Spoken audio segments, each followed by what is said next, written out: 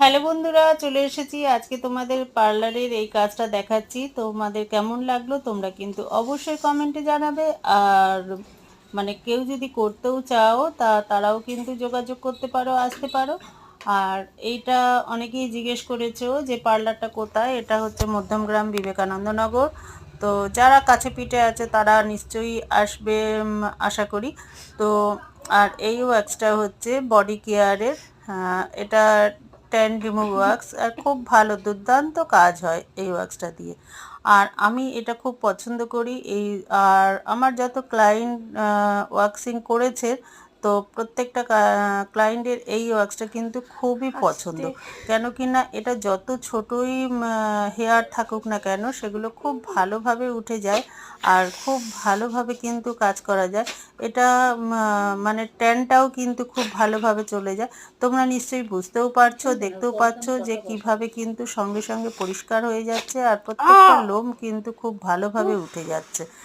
আর এটা কিন্তু সব থেকে সতর্কতা যেটা থাকতে হয়, ক্রিমটা যখন লাগানো হবে তখন একটু বুঝে দেখে লাগাতে হবে যে গরম কতটা সইতে পারবে সেইভাবে।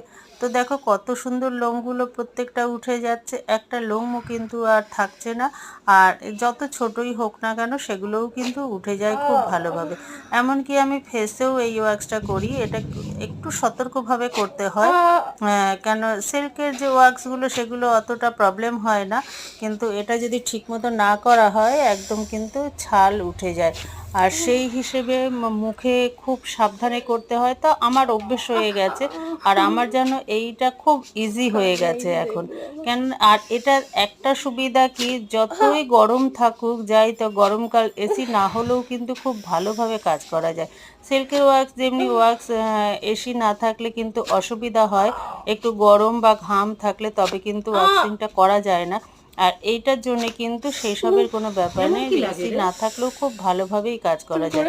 আর যেহেতু আমার প্রথমে এসি ছিল না, তখন থেকে বহুকাল আগে থেকে আমি কিন্তু এই ওয়াক্সটা ব্যবহার করছি। তাও না করে 9 সাল থেকে আমি এই ওয়াক্সটা ব্যবহার করছি। তো তোমাদের কেমন লাগলো তোমরা অবশ্যই জানাবে। আবার দেখা হবে অন্য কোনো ভিডিও।